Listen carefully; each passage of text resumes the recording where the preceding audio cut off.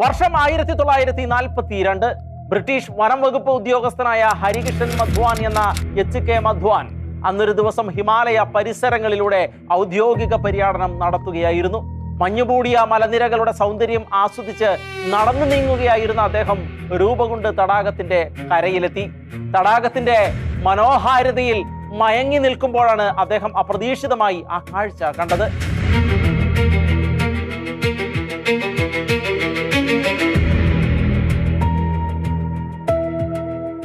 തടാകത്തിൽ ഒരു അസ്ഥികൂടം.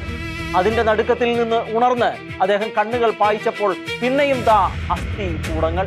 മധ്വാൻ ഞെട്ടിത്തരിച്ചുപോയി. ഒന്നല്ല, രണ്ടല്ല, മൂന്നല്ല, അസ്ഥികൂടങ്ങളുടെ എണ്ണം അദ്ദേഹത്തിന്റെ അന്വേഷണത്തിൽ പെരുകിക്കൊണ്ടിരുന്നു.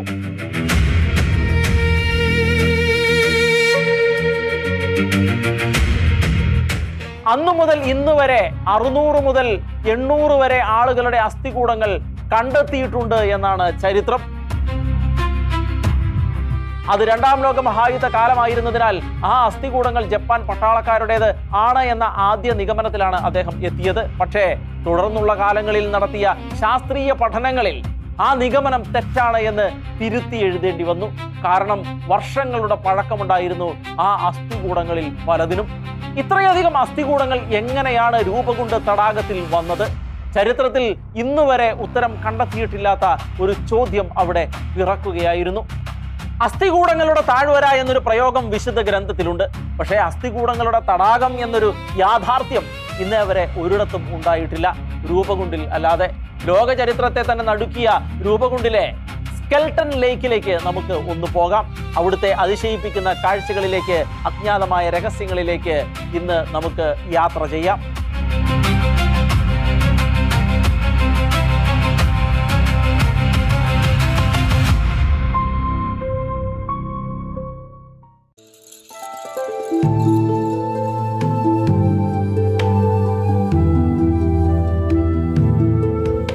ഉത്തരാഖണ്ഡ് സംസ്ഥാനത്തിലെ ചമോലി ജില്ലയിൽ ഇന്ത്യയിലെ ഏറ്റവും ഉയരം കൂടിയ പർവ്വതങ്ങളിൽ ഒന്നായ തൃശൂൽ കൊടുമുടിക്കും നന്ദകുണ്ടി കൊടുമുടിക്കും ഇടയിൽ 5020 മീറ്റർ ഉയരത്തിലാണ് രൂപകുണ്ട് തടാകം സ്ഥിതി ചെയ്യുന്നത്.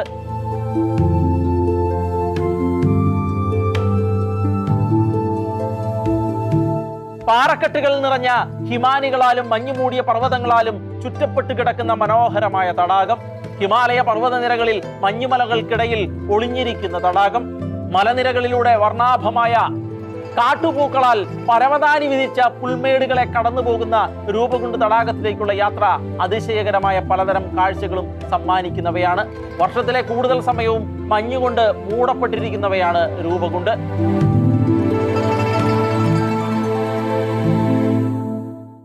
രൂപകുണ്ട് തടാകം എന്ന പേരിനേക്കാൾ ഇന്ന് ഇവിടം അറിയപ്പെടുന്നത് മിസ്റ്ററി തടാകം എന്നും സ്കെൽട്ടൺ തടാകം എന്ന പേരിലുമാണ്. പ്രകൃതി സൗന്ദര്യത്തെക്കാൾ രൂപകുണ്ട് തടാകത്തെ പ്രശസ്തമാക്കി മാറ്റിയിരിക്കുന്നതിന്റെ കാരണവും ഇതുതന്നെയാണ്. അസ്ഥികൂടങ്ങളുടെ ലോകം, അസ്ഥികൂടങ്ങളുടെ തടാകം. വേനൽക്കാലത്ത് മഞ്ഞുരുകുമ്പോഴാണത്രേ തടാകത്തിനടിയിലും തീരങ്ങളിലും കിടക്കുന്ന അസ്ഥികൾ പുറത്തേക്ക് കാണപ്പെടുന്നത്.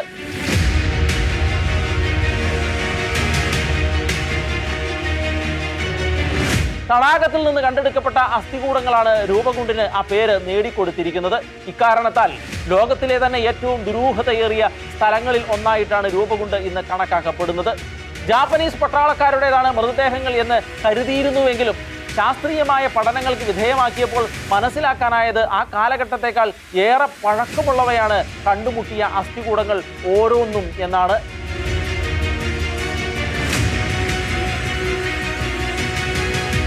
അതോടെയാണ് രൂപകുണ്ട് ഒളിപ്പിച്ചു വെച്ച നിഗൂഢതകളെ തേടിയുള്ള ആഴങ്ങളിലേക്കുള്ള അന്വേഷണങ്ങൾക്ക് ആരംഭം കുറിക്കപ്പെട്ടത്. ഏറെ പഴക്കമുള്ളവയാണ് അസ്ഥികൂടങ്ങൾ എങ്കിൽ ഒരു കാലത്ത് അവിടെ എന്താണ് സംഭവിച്ചത്? മരിച്ചവരെല്ലാം ആരാണ്? എങ്ങനെയാണ് ഇതുപോലെ ഒരുമിച്ചുള്ള മരണങ്ങൾ സംഭവിച്ചത്? ഏതെങ്കിലും പ്രകൃതി ദുരന്തമായിരുന്നോ അതോ യുദ്ധമോ ആൾക്കൂട്ട കൊലപാതകമോ ആയിരുന്നോ അത്? ഇനി അതുമല്ലെങ്കിൽ ഒരു തീർത്ഥയാത്രയ്ക്കിടയിലുണ്ടായ അപകടമാണോ? സംശയങ്ങളും ചോദ്യങ്ങളും നിരവധിയാണ്. വർഷങ്ങളായി ശാസ്ത്രജ്ഞരും ചരിത്രകാരന്മാരും അതേക്കുറിച്ച് അന്വേഷിച്ചുകൊണ്ടിരിക്കുകയാണ്. ശാസ്ത്രജ്ഞർ ആദ്യം കരുതിയത് ഒരേ സംഘത്തിൽപ്പെട്ട അല്ലെങ്കിൽ ഒരേ കാലഘട്ടത്തിലുള്ള ആളുകളാണ് മരിച്ചത് എന്നായിരുന്നു. എന്നാൽ DNA പരിശോധനയിൽ തെളിഞ്ഞ കാര്യങ്ങൾ അവരെ ഞെട്ടിക്കുന്നവയായിരുന്നു. പ്രദേശത്ത് കണ്ടുമുട്ടിയ അസ്ഥികൂടങ്ങൾ ഒരേ കാലഘട്ടത്തിലോ ഒരേ ജനവിഭാഗങ്ങളിലോ പെട്ടവരുടേത് അല്ലായിരുന്നു. 300-ലധികം പേരുടെ അസ്ഥികൂടങ്ങളാണ് കണ്ടെത്തി പഠനം നടത്തിയത്. ചില അസ്ഥികൂടങ്ങൾ ഏകദേശം 9-ാം നൂറ്റാണ്ടിൽ ജീവിച്ചിരുന്നവരുടേത് ആയിരുന്നു. പിന്നീട് പല നൂറ്റാണ്ടുകൾക്ക് ശേഷം ഇവിടെ എത്തിയവരുടേതും അക്കൂട്ടത്തിൽ ഉണ്ടായിരുന്നു.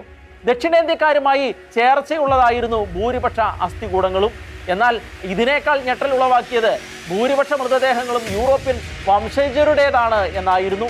മലായ്ക്കാരും വിയറ്റ്നാമീസും ഗ്രീസിൽ നിന്നും ക്രീറ്റിൽ നിന്നുമെല്ലാം ഉള്ളവരുടെ അസ്ഥികൂടങ്ങളും ഇക്കൂട്ടത്തിലുണ്ടായിരുന്നു.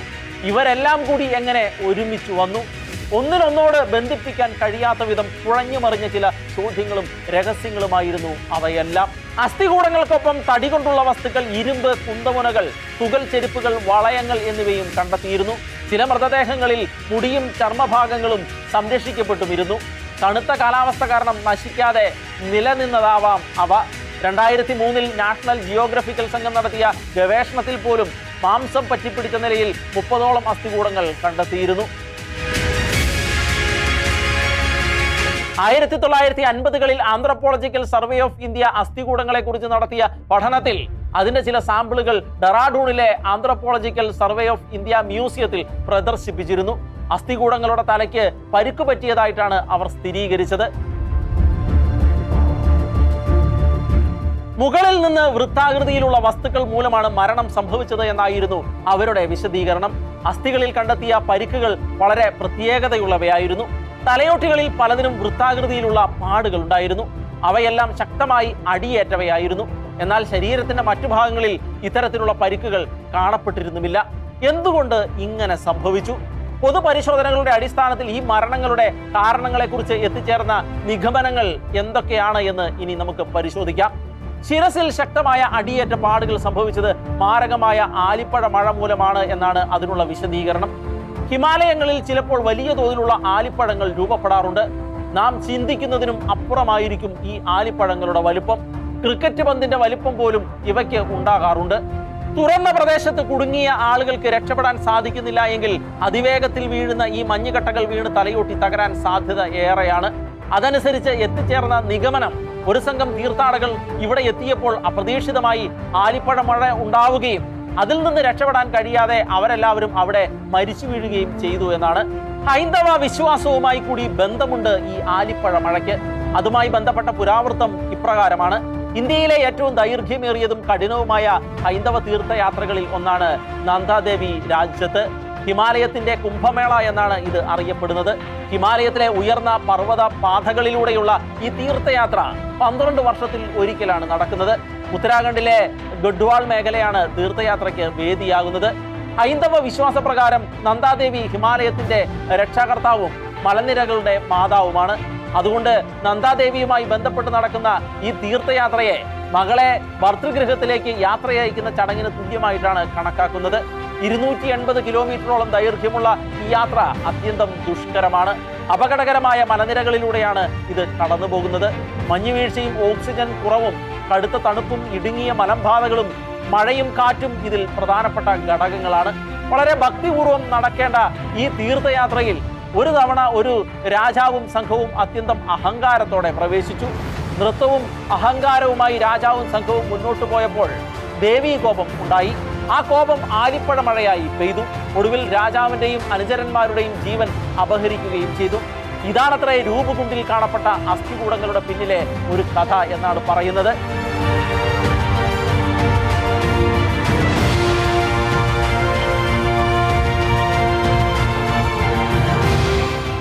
അസ്ഥി തടാകവുമായി ബന്ധപ്പെട്ട് നിരവധിയായ നാട്ടുകഥകളും കെട്ടുകഥകളും പ്രചരിക്കുന്നുമുണ്ട്. അവയിൽ പലതും പേടിപ്പെടുത്തുന്നവയുമാണ്. രാത്രിയിൽ അസ്ഥികൂടങ്ങൾക്ക് ജീവൻ വെക്കുന്നുവെന്നും തടാകത്തിനരികിൽ അപൂർവ ശബ്ദങ്ങൾ കേൾക്കപ്പെടുന്നു എന്നതുമാണ് അത്. ഈ കഥകൾക്കൊന്നും ശാസ്ത്രീയമായ തെളിവുകൾ ഒന്നുമില്ല എങ്കിലും രൂപകുണ്ടിന്റെ ചരിത്രത്തിൽ ഭീകരമായ അന്തരീക്ഷം സൃഷ്ടിക്കാൻ ഈ കെട്ടുകഥകൾക്ക് കഴിയുന്നുമുണ്ട്. 870 വർഷങ്ങൾക്ക് മുൻപ് ഒരു ഹിമപാതത്തിൽ മരിച്ച ഇന്ത്യൻ രാജാവിന്റെയും ഭാര്യയുടെയും പരിചാരകന്മാരുടെയും അസ്ഥികൂടങ്ങളാണ് ഈ കാണുന്നത് എന്നാണ് മറ്റു ചില നിഗമനങ്ങൾ. 1841-ൽ ടിബറ്റ് ആക്രമിക്കാൻ ശ്രമിച്ച ഇന്ത്യൻ സൈനികരുടെ അസ്ഥികൂടങ്ങളാണ് ഇത് എന്നും പറയപ്പെടുന്നുണ്ട്. പ്രത്യാക്രമണം ഉണ്ടായപ്പോൾ അവരിൽ 70-ലധികം പേർക്ക് ഹിമാലയം കടന്ന് വീട്ടിലേക്ക് പോകേണ്ടി വന്നു. പക്ഷേ വഴിമധ്യേ അവർ മരിച്ചു വീഴുകയായിരുന്നു. വേറെ ചിലർ പറയുന്നത് പകർച്ചവ്യാധിയുടെ ഇരകളെയാണ് അവിടെ അടക്കം ചെയ്തിരിക്കുന്നത് എന്നാണ്. വസൂരിയുടെ കാലത്തും എന്തിനേറെ കോവിഡ് കാലത്തും കൂട്ട ശവസംസ്കാരങ്ങൾ പതിവായിരുന്നുവല്ലോ. അതുപോലൊരു സാധ്യതയിലേക്കാണ് ഇത്രയും അധികം അസ്ഥികൂടങ്ങൾ വിരൽ ചൂണ്ടുന്നത് എന്ന് ഒരു വിഭാഗം ഗവേഷകർ അഭിപ്രായപ്പെടുന്നുണ്ട്. അസ്ഥികൂടങ്ങളെക്കുറിച്ചുള്ള പഠനങ്ങൾ പറയുന്നത് മരിച്ചവരിൽ ഭൂരിഭാഗവും ഉയരം ഉള്ളവരായിരുന്നു എന്നാണ്. ശരാശരിയേക്കാൾ ഉയരം അവർക്കുണ്ടായിരുന്നുവത്രേ. അതുപോലെ ഭൂരിഭാഗവും 35-നും 40-നും ഇടയിൽ പ്രായമുള്ളവരായിരുന്നു. കുഞ്ഞുങ്ങളുടെയോ കുട്ടികളുടെയോ അസ്ഥികൂടങ്ങൾ കണ്ടെടുക്കപ്പെട്ടിട്ടില്ല. അസ്ഥികൂടങ്ങളിൽ ചിലത് പ്രായമായ സ്ത്രീകളുടേതായിരുന്നു. എല്ലാവരും പൊതുവെ നല്ല ആരോഗ്യം ഉള്ളവരും ആയിരുന്നു. DNA, ഐസോട്ടോപ്പ്, ഓസ്റ്റിയോളജിക്കൽ വിശകലനം എന്നിങ്ങനെ നിരവധി ജൈവ പുരാവസ്തു വിശകലനങ്ങൾ അടിസ്ഥാനമാക്കിയുള്ള ഗവേഷണങ്ങളാണ് അസ്ഥികൂടങ്ങളുടെ കാര്യത്തിൽ സംഭവിച്ചിരിക്കുന്നത്. ചിലരുടെ പഠനത്തിൽ നിന്ന് മനസ്സിലാക്കാനായത് ജനിതകമായി വ്യത്യസ്തമായ 3 ഗ്രൂപ്പുകളിൽപ്പെട്ടവയാണ് അസ്ഥികൂടങ്ങൾ എന്നാണ്. ഒന്നിലധികം സംഭവങ്ങളുമായിട്ടാണ് അവ ബന്ധപ്പെട്ടിരിക്കുന്നത് എന്നും അവർ വിശദീകരിക്കുന്നുണ്ട്. 1000 വർഷത്തേക്കുള്ള വിഭജനമാണ് അവർ നടത്തിയിരിക്കുന്നത്. അങ്ങനെ വരുമ്പോൾ ഒരൊറ്റ ദുരന്തത്തിൽ സംഭവിച്ചത് എന്ന പരക്കെയുള്ള വിശ്വാസങ്ങളെ അവർ നിരാകരിക്കുന്നുമുണ്ട്. ഹാർവാർഡ് യൂണിവേഴ്സിറ്റിയിലെ വിവിധ ഗവേഷക സംഘങ്ങൾ ഉൾപ്പെടെയുള്ളവർ നടത്തിയ പഠനങ്ങളെക്കുറിച്ച് ഇവിടെ പ്രത്യേകമായി പരാമർശിക്കേണ്ടതുണ്ട്. റേഡിയോ കാർബൺ ഡേറ്റിംഗ് പോലെയുള്ള സങ്കേതങ്ങൾ ഉപയോഗിച്ചാണ് ഇവർ ഗവേഷണം നടത്തിയത്. പുരാവസ്തുക്കളുടെ പ്രായം കണ്ടെത്താൻ ഉപയോഗിക്കുന്ന ശാസ്ത്രീയ രീതിയാണ് റേഡിയോ കാർബൺ ഡേറ്റിംഗ്. പുരാവസ്തു ശാസ്ത്രത്തിലും ചരിത്ര പഠനത്തിലും ഇത് വളരെ പ്രധാനപ്പെട്ട കണ്ടെത്തലാണ്.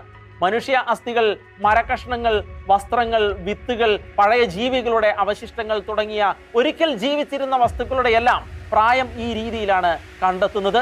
പുരാവസ്തു ശാസ്ത്രത്തിലും ചരിത്ര പഠനത്തിലും മനുഷ്യ അവശിഷ്ട പഠനങ്ങളിലും മമ്മികളുടെ പഠനങ്ങളിലും പുരാതന സംസ്കാരങ്ങളുടെ ഗവേഷണത്തിനുമെല്ലാം ഉപയോഗിക്കുന്നത് ഈ രീതിയാണ്. അതുകൊണ്ട് തന്നെയാണ് രൂപകുണ്ടിലെ അസ്ഥികൂടങ്ങളുടെ രഹസ്യമറിയാനും ഇത് ഉപയോഗിച്ചത്. ഇതനുസരിച്ചുള്ള പഠനം നിലവിലുണ്ടായിരുന്ന എല്ലാ കണ്ടെത്തലുകളെയും നിഗമനങ്ങളെയും അസാധുവാക്കി. ഇന്ത്യ, US, ജർമ്മനി എന്നിവിടങ്ങളിലെ 16 സ്ഥാപനങ്ങളിൽ നിന്നുള്ള 28 പേരുടെ 5 വർഷം നീണ്ടുനിന്ന പഠനഫലമായിട്ടാണ് ഈ പഠനം പുറത്തു വന്നത്. അതുവരെ ഉണ്ടായിരുന്ന എല്ലാ അനുമാനങ്ങളും തെറ്റാണ് എന്ന് തെളിയിക്കുന്ന വിധത്തിലുള്ള സത്യങ്ങളാണ് അവർ സ്ഥാപിച്ചെടുത്തത്. അതനുസരിച്ച് രൂപകുണ്ടിലെ അസ്ഥികൂടങ്ങൾക്ക് 1200 വർഷത്തെ പഴക്കമുണ്ടെന്ന് അവർ വ്യക്തമാക്കി. മരിച്ചവർ ജനിതകപരമായി വ്യത്യാസങ്ങൾ ഉള്ളവരാണ് എന്നും അവരുടെ മരണങ്ങൾ തമ്മിൽ 1000ഓളം വർഷങ്ങളുടെ അന്തരമുണ്ട് എന്നും അവർ കണ്ടെത്തുകയുണ്ടായി. തടാകത്തിൽ നിന്ന് കണ്ടെത്തിയ 15 സ്ത്രീകൾ ഉൾപ്പെടെ 38 അസ്ഥികൂടങ്ങളെ ജനിതകമായ വിശകലനം ചെയ്യുകയും കാർബൺ ഡേറ്റിംഗ് ചെയ്യുകയും ചെയ്തതിന്റെ അടിസ്ഥാനത്തിലായിരുന്നു ഈ നിഗമനത്തിൽ എത്തിച്ചേർന്നത്. ഇന്നുപോലും രൂപകുണ്ടിലേക്ക് യാത്ര ചെയ്യുന്നത് ദുഷ്കരമാണ്. അതീവ അപകടകരമായ ട്രക്കിംഗ് പാതകളിലൊന്നായിട്ടാണ് രൂപകുണ്ട് കണക്കാക്കപ്പെടുന്നത്. കനത്ത മഞ്ഞുവീഴ്ചയും പാറയിടിച്ചിലും കടുത്ത തണുപ്പും ഇവിടെ എത്തുന്നതിന് വിഘാതം സൃഷ്ടിക്കുന്നു. ഉയരവും കടുത്ത തണുപ്പും ഓക്സിജൻ കുറവും മനുഷ്യരെ അതിവേഗം തളർത്തുന്ന ഘടകങ്ങളാണ്. ഉയരമേറിയ പ്രദേശങ്ങളിൽ വായുമർദ്ദം കുറയുന്നതിനാൽ ശരീരത്തിനാവശ്യമായ ഓക്സിജൻ ലഭിക്കുക അത്ര എളുപ്പമല്ല. അക്കാരണത്താൽ തലചുറ്റലും ശ്വാസതടസ്സവും ബോധക്ഷയവും സംഭവിക്കാനുള്ള സാധ്യത കൂടുതലാണ്. സുന്ദരമാണ് എങ്കിലും മരണത്തിന്റെ നിഴൽ നിറഞ്ഞ പ്രദേശം എന്ന പല ട്രക്കേഴ്സും രൂപകുണ്ടിനെ വിശേഷിപ്പിക്കുന്നതും അതുകൊണ്ട് തന്നെയാണ്. കാര്യങ്ങൾ ഇങ്ങനെയൊക്കെയാണ് എങ്കിലും സാഹസികരായ യാത്രികർ രൂപകുണ്ടിൽ എത്താറുണ്ട്. രൂപകുണ്ടിലേക്കുള്ള യാത്രയ്ക്കുള്ള ഏറ്റവും അനുയോജ്യമായ സമയം ജൂലൈ ആണ്. രൂപകുണ്ടിന്റെ പ്രശാന്തതയ്ക്ക് മങ്ങൽ ഏൽപ്പിക്കുന്ന വിധത്തിലുള്ള പ്രവൃത്തികൾ അവരുടെ ഭാഗത്തു നിന്ന് ഉണ്ടാവാറുണ്ട്. പലരും ഇവിടെ നിന്ന് അസ്ഥികഷ്ണങ്ങൾ കടത്തിക്കൊണ്ടുപോകാൻ ശ്രമിക്കുകയും പാരിസ്ഥിതികമായ മാലിന്യ പ്രശ്നങ്ങൾക്ക് വഴിതെളിക്കുകയും ചെയ്യുന്നുണ്ട്. തന്മൂലം ഗവേഷണ പ്രക്രിയകൾക്ക് തടസ്സം സൃഷ്ടിക്കുകയും വിലപ്പെട്ട പല തെളിവുകളും ഇല്ലാതാകുകയും ചെയ്തിട്ടുമുണ്ട്. ഇങ്ങനെയൊരു സാഹചര്യത്തിൽ ഇപ്പോൾ ഇവിടേക്കുള്ള സന്ദർശനത്തിന് ഭരണകൂടം നിയന്ത്രണങ്ങൾ ഏർപ്പെടുത്തിയിട്ടുണ്ട്. പരിസ്ഥിതിയും ചരിത്രപരമായ അവശിഷ്ടങ്ങളും സംരക്ഷിക്കേണ്ടതിന്റെ ആവശ്യകതയുടെ തിരിച്ചറിവാണ് ഇത്തരം നിയന്ത്രണങ്ങൾക്ക് പിന്നിൽ ഉള്ളത്. സീസണും കാലാവസ്ഥയും അനുസരിച്ച് വർഷത്തിൽ ഭൂരിഭാഗവും മരവിച്ചു കിടക്കുന്ന തടാകം വികസിക്കുകയും ചുരുങ്ങുകയും ചെയ്യുന്നുമുണ്ട്. ഈ ലോകത്ത് നാം കാണുന്ന അറിയാതെ പോകുന്ന എത്രയോ മരണങ്ങളാണ്. ഈ ലോകത്ത് നമുക്ക് ഉത്തരമില്ലാതെ പോകുന്ന എത്രയോ ചോദ്യങ്ങളാണ്. ഈ ലോകത്ത് മനസ്സിലാക്കാൻ കഴിയാതെ പോകുന്ന എത്രയോ സംഭവങ്ങളാണ്. രൂപകുണ്ട് നമുക്ക് ബോധ്യപ്പെടുത്തി തരുന്നത് അതാണ്. നമ്മുടെ കാഴ്ചയ്ക്കും അറിവിനും അപ്പുറമാണ് ഈ ലോകത്തിൽ അരങ്ങേറുന്ന പല സംഭവ വികാസങ്ങളും. പ്രകൃതിയുടെ മഹത്വവും രഹസ്യവും മനുഷ്യന് ഒരിക്കലും പിടികിട്ടുന്നവയല്ല. അക്കാരണത്താൽ തന്നെ രൂപകുണ്ട് തടാകത്തിൽ എന്താണ് സംഭവിച്ചത് എന്ന് ഇപ്പോഴും വ്യക്തമല്ല. പക്ഷേ ആ വ്യക്തികളുടെ മരണങ്ങൾ ഒരൊറ്റ സംഭവത്തിലൂടെ വിശദീകരിക്കാൻ കഴിയുന്നവ അല്ല എന്ന് ഇപ്പോൾ നമുക്ക് ഉറപ്പിക്കാമെന്നാണ് ഹാവാർഡ് യൂണിവേഴ്സിറ്റിയിലെ ഗവേഷണ വിദ്യാർത്ഥി കൂടിയായ എഥോവോസ് ഹാണി പറയുന്നത്. മരിച്ചവരിൽ ചിലർ തീർത്ഥാടകരായിരിക്കും, വേറെ ചിലർ വ്യാപാരികളോ യാത്രക്കാരോ ആയിരുന്നിരിക്കാം. ഇതൊക്കെ വ്യത്യസ്തമായ ചില നിരീക്ഷണങ്ങളാണ്. അതെന്തായാലും ഒരൊറ്റ സംഭവത്തിൽ മരിച്ചവരല്ല എന്ന വിശ്വാസം ഇപ്പോൾ കൂടുതൽ ദൃഢമായി വന്നുകൊണ്ടിരിക്കുന്നു. സ്ഥലത്തു നിന്ന് ആയുധങ്ങളോ വ്യാപാര വസ്തുക്കളോ കണ്ടെത്തിയിട്ടില്ലാത്തതിനാൽ തടാകം സ്ഥിതി ചെയ്തിരുന്ന സ്ഥലത്ത് വ്യാപാര കേന്ദ്രങ്ങളൊന്നും ഉണ്ടായിരുന്നില്ല എന്ന് സ്ഥാപിക്കുന്നവരുമുണ്ട്. അതുപോലെ മരണകാരണമായി നൽകാൻ കഴിയുന്ന രോഗം ഉണ്ടാകുന്ന ഏതെങ്കിലും ബാക്ടീരിയയുടെ സാന്നിധ്യത്തിനും ജനിതക പഠനങ്ങളിൽ നിന്ന് തെളിവുകളൊന്നും ലഭിച്ചിട്ടില്ല. അപ്പോഴും ചില ചോദ്യങ്ങൾ ബാക്കിയാവുന്നുണ്ട്. കിഴക്കൻ മെഡിറ്ററേനിയനിൽ നിന്നുള്ള ആളുകൾ ഇന്ത്യയിലെ ഏറ്റവും ഉയരമുള്ള പർവ്വതനിരകളിലെ വിദൂര തടാകത്തിൽ എങ്ങനെയാണ് എത്തിച്ചേർന്നത്? വളരെ ദൂരം സഞ്ചരിച്ച് ഒരു ഹിന്ദു തീർത്ഥാടനത്തിൽ പങ്കെടുക്കാൻ യൂറോപ്പിൽ നിന്നുള്ളവർ എത്തിച്ചേരുമോ? ഇനി ഇതൊന്നുമല്ല എങ്കിൽ ജനിതകപരമായി ഒറ്റപ്പെട്ട കിഴക്കൻ മെഡിറ്ററേനിയൻ വംശജരായ നിരവധി തലമുറകളായി ഈ പ്രദേശത്ത് താമസിച്ചിരുന്ന ഒരു കൂട്ടം ആളുകളായിരുന്നോ അത്? ഉത്തരം കിട്ടാത്ത ഈ ചോദ്യങ്ങൾ ഇന്ന് രൂപകുണ്ടിനെ പേടിപ്പെടുത്തുന്ന ഒരു ഇടമാക്കി മാറ്റിയിരിക്കുകയാണ്. ആരോ പറഞ്ഞതുപോലെ ഉയരങ്ങളെക്കാൾ കൂടുതൽ ചോദ്യങ്ങളാണ് രൂപകുണ്ടുമായി ബന്ധപ്പെട്ട് നമ്മുടെ മുന്നിൽ ഉള്ളത്. ഒരിക്കലും പരിഹരിക്കപ്പെടാത്ത നിഗൂഢത എന്ന് പോലും അതിനെ നമുക്ക് വിശേഷിപ്പിക്കാൻ കഴിയും. അതെ, മരിച്ചവരുടെ നിഗൂഢത രൂപകുണ്ടിൽ അവശേഷിക്കുന്നു. ചോദ്യങ്ങളുമായി നാം ഇരുട്ടിൽ അലയുമ്പോൾ, അമ്പരപ്പിലും അത്ഭുതത്തിലും തലപുകയ്ക്കുമ്പോൾ തടാകത്തിലെ അസ്ഥികൂടങ്ങൾ നമ്മെ വലിയൊരു ആശയക്കുഴപ്പത്തിലേക്കാണ് കൊണ്ടുപോകുന്നത്. മഞ്ഞുമൂടിയ ശവക്കുഴിയിൽ ഇനിയും ആശ്ചര്യങ്ങൾ ബാക്കിയുണ്ടാകുമോ?